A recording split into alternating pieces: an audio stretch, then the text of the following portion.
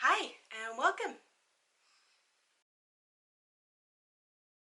My previous post and video was information about focal nodular hyperplasias.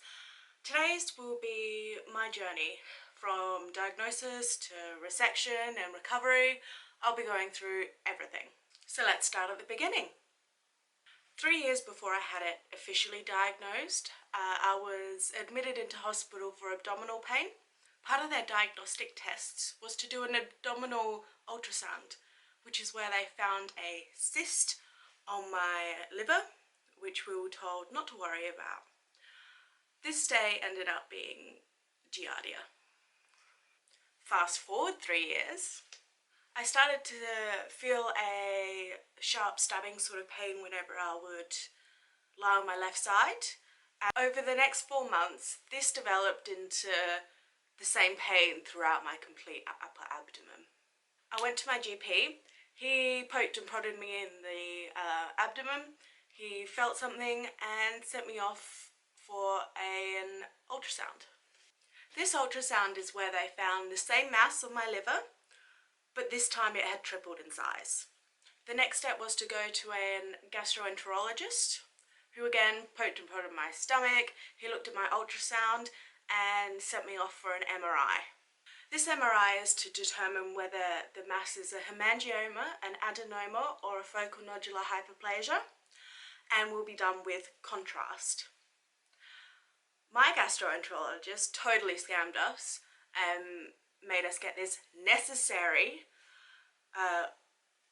form of contrast, which was obviously more expensive than all the other ones, which is completely not necessary. Any contrast will do, so don't fall for that, please. I was then referred to a hepatobiliary surgeon, who again poked, prodded my abdomen, looked at my scans and determined that it was indeed a focal nodular hyperplasia. He was skeptical that this was what was causing my discomfort and pain, as a lot of people live without even knowing they have one. It's not really a tumour that they associate with being symptomatic and problematic.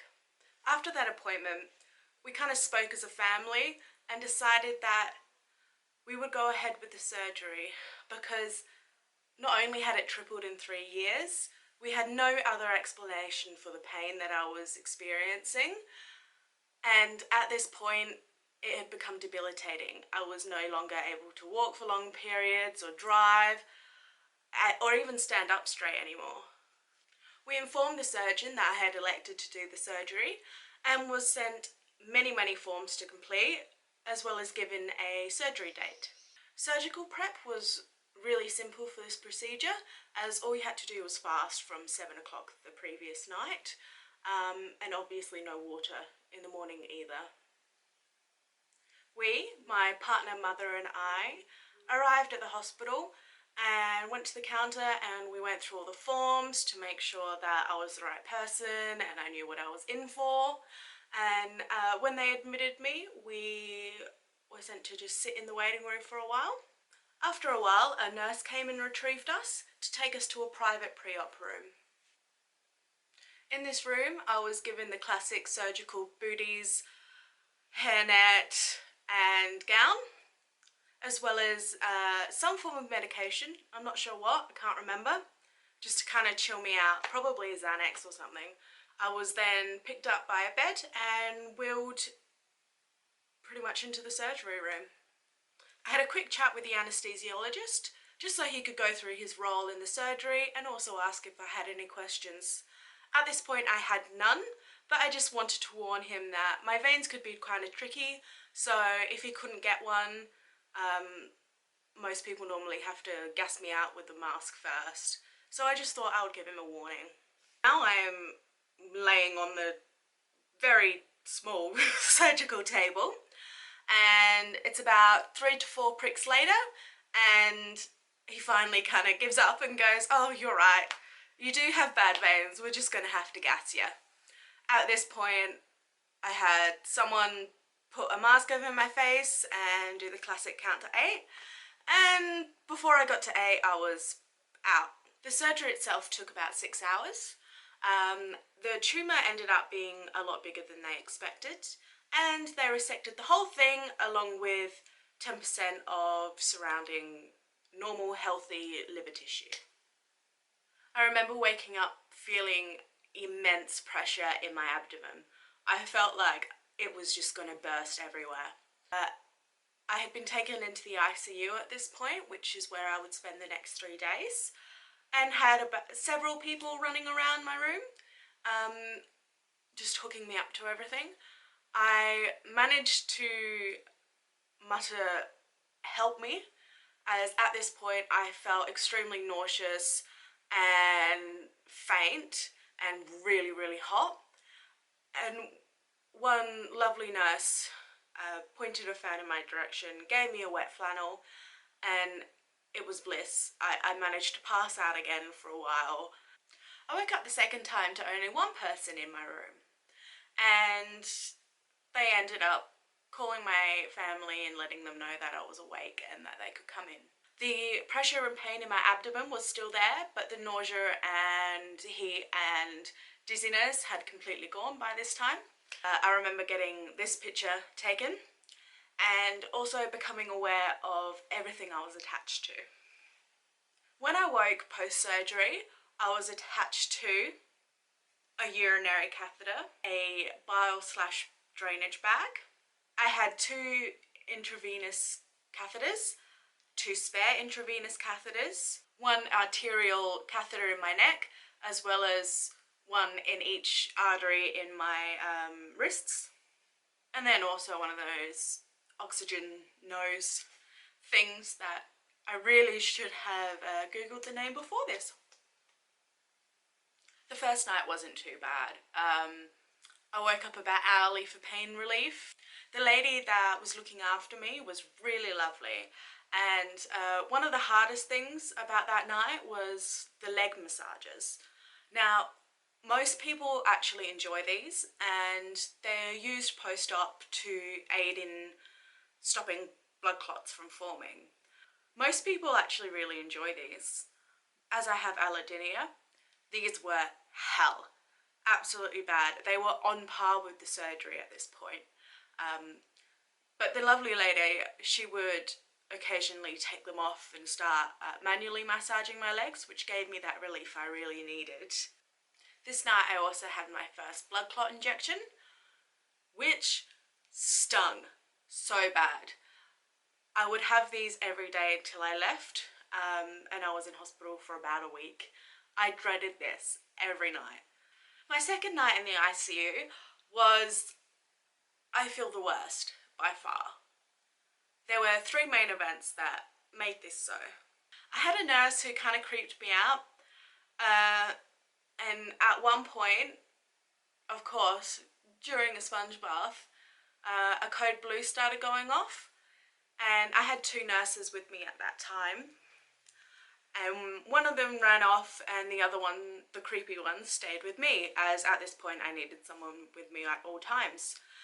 He was just chatting away and I wasn't really awake enough to continue a conversation, but I was just kind of listening. And all of a sudden he goes, "Oh, to tell you the truth, I really hope the code blue doesn't make it, because if he does, we're gonna have to take you out of this room and move you somewhere else, and I really don't want to do that."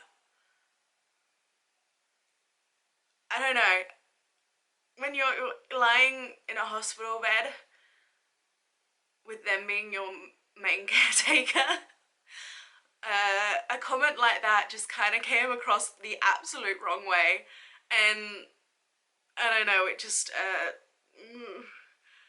I never ended up getting moved, so I'm pretty sure they didn't make it, but I don't know, it just stuck with me and gave me the heebie-jeebies. The second incident or reason why this was such a tough night is I would have to wake up every 10 to 20 minutes to press my medication button. I got no sleep, none at all, as I would pass out for like 2 seconds and then be woken up by my stomach again and have to wait until I could press the button again. So a very sleepless night for me. Luckily my mother came in the morning and she would sit next to me while she secretly pressed the button every 5 to 10 minutes so I could actually get some sleep, which really helped me out in the end. And the third reason this was such a tough night is this was my first sponge bath and bedding change. They would both happen at the same time, and I would have 2 to 4 people washing me everywhere. Every crack, every nook and cranny. And I can tell you this is an experience that you have to go through to kind of understand. But since that experience, I have no shame in front of doctors at all. And then during this sponging, bathing with a wet flannel, they would turn me to one side and then take off the covers of that side and then turn me to the other and take off the covers on that side, and then in that time they would manage to put a new one on and new pillows and move me around and such. This was really painful, as when you would have to hold yourself up on the side, you're using those abdominal muscles that they've just cut into and sewn back up, and oh, it hurts, man. Really hurts. I would just cry and I felt like I was gonna pass out, but you just had to do it. Now, my third night in the ICU was my last, and at this point I had my first fluids by mouth. In the first few days there is no fluids or solids by mouth. One of the main reasons for this is that I can't walk myself to a toilet, so if I needed to poop, that would be a big problem. And I'm sure there are lots of other reasons why as well, but that's the main one that stuck out to me. I had an amazing nurse who changed up my meds for me. She literally just added a paracetamol drip to my ketamine one, and this made all the difference. I was able to sleep pretty much that whole night, with the occasional interruption of her coming in and changing my bile bag and my catheter and just checking up on me. She did, in the middle of the night, come and like put her face really close to me and hold my hand, and I was just rousing out of sleep, so I was a bit like, what the hell's going on?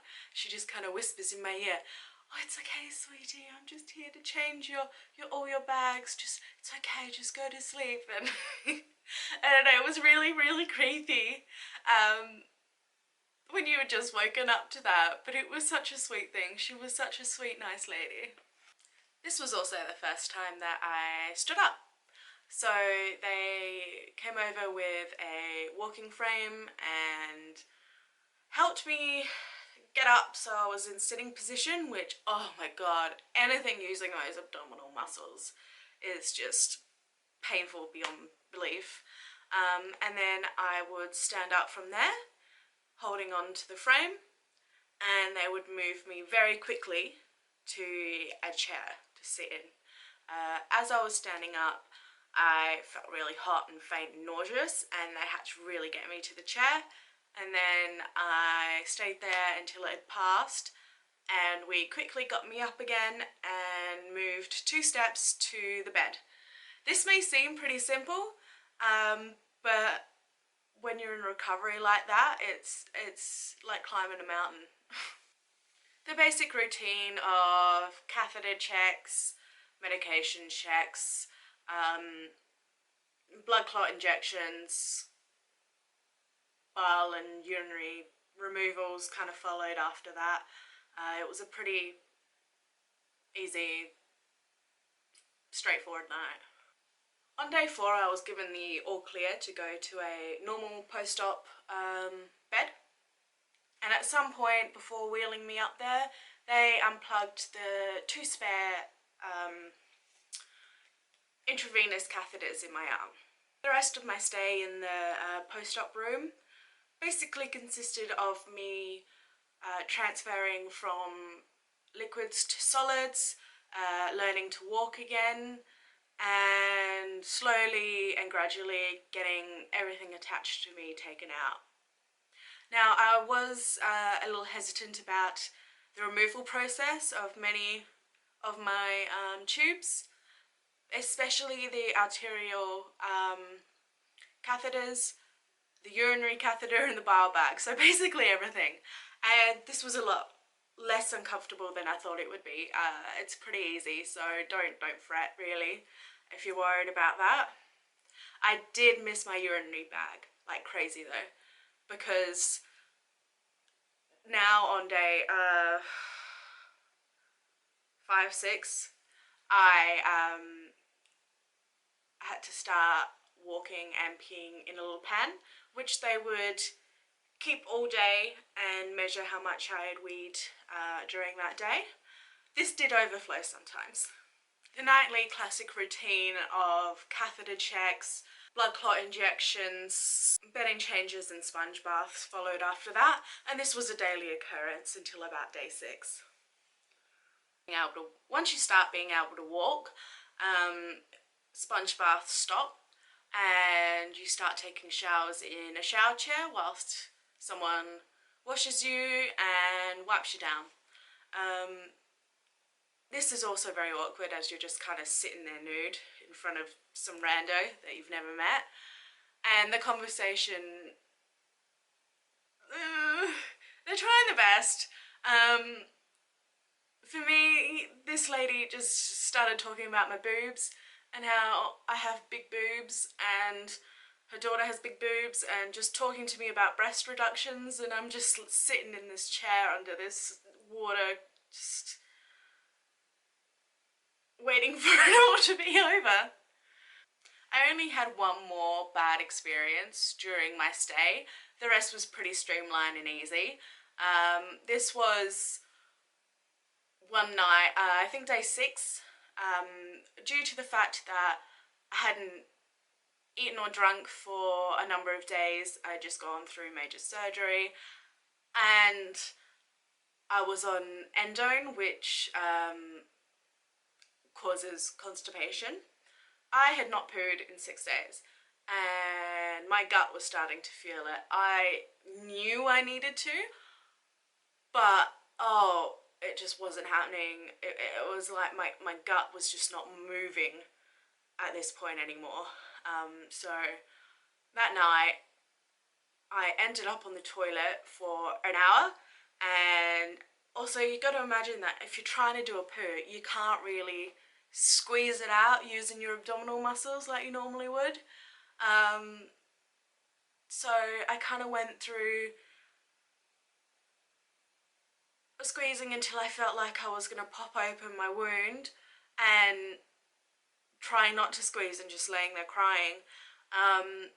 I was hitting the help button for an hour and finally someone came and she helped me up off the toilet, got me to the bed and looked at me and said, "Oh, he's not going to be very happy about this. We're going to have to call your surgeon now to see what was happening. What's wrong with you?" So I was just laying there still crying. She went off to call the surgeon to ask, "What do we do? She's doing this." And she comes back in and goes, "He wasn't very happy. Yeah, have 2 more endone." This was on top of my already 4 endones, plus all the other pain medication and my own daily pain medication, which consists of like 1200 milligrams gabapentin and such. So I just laid there and cried until all the medication just knocked me out, basically. And it was just not great. Also, endone, giving me 2 more endone when endone is aiding in the fact that I can't poop. It just kind of, I didn't want to take it. I didn't, because it's, oh well, it is what it is. So we came to the end of my stay. I was there for 7 days in total. On the 7th day, they gave me a laxative, This poor lady, she was a trainee and it was her first ever one. I just felt so bad. I just felt so bad. But yeah, laxative basically, they have a tube, they stick the tube up your butt and they squirt this juice in. It's not the most comfortable, but I mean, I was kind of getting desperate at this point. I managed to do a very pathetic bowel movement. Asked if they wanted to stay or if I wanted to go, but even though they asked that, like, they didn't want me to stay. They definitely were pushing me to go, and I decided to go even though I wasn't quite feeling comfortable yet, because my gut was just... So we come to home care and recovery. Recovery is about 4 to 6 weeks when you get home, and there is no heavy lifting, including pots and pans. But I can't stress enough that showering, you need someone who you feel comfortable helping you shower, because you don't realise how exhausting showering actually is until you go through something like this. And I would highly recommend using a chair in the shower. If you have a shower chair, great. But you really need someone there to make sure you're okay and help you move your arms or wash certain areas. My wound healing was quite slow, especially because the bandage they put on your stomach, but also the bile bag hole, has an adhesive on it, and after a couple days, because you don't want to rip it off because it would just take the whole scab with you, but then it starts falling off anyway, and it takes the whole scab with you. So it ended up being de-scabbed. I got a little bit of pussiness, and then it eventually re-scabbed and started to scar up and actually start healing. It has been a few years later, and my scar is still fading gradually. I have not experienced the pain I had prior to surgery again, and I don't regret having this surgery at all. It was life-changing, and I'm really glad we went through it. I couldn't be happier with my decision to go on with the surgery. And my scar today looks like this. So it goes all the way from the cleavage area to my belly button, right inside. And as you can see, it's faded pretty nicely. Now, I did have a belly button ring, which they took out during the surgery, and that's why this area is more wrinkly and more pronounced. And then also, this is the bile bag site. There is a little dimple, but not much other than that. Thank you so much for watching. I also have a blog post detailing my experience on my blog, which everything will be linked below. If you have any questions, please don't hesitate to ask. If you have any comments or stories of your own resection or just anything, feel free to comment and talk to each other and create a little community. I hope this helped. See ya.